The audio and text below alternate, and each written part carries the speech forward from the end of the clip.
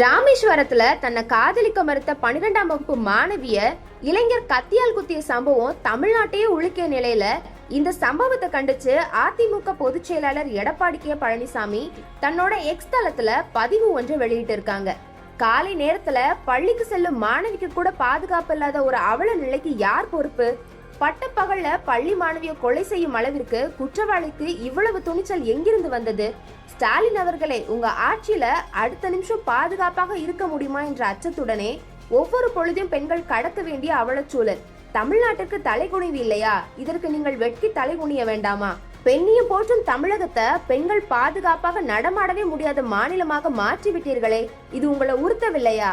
ராமேஸ்வரம் பள்ளி மாணவியை கொலை செய்த குற்றவாளிக்கு உச்சபட்ச சட்டப்பூர்வ தண்டனை கிடைப்பதை உறுதி செய்யணும்னு ஸ்டாலின் மடல் திமுக அரசு வலியுறுத்துறேன்னு பதிவிட்டிருக்காங்க.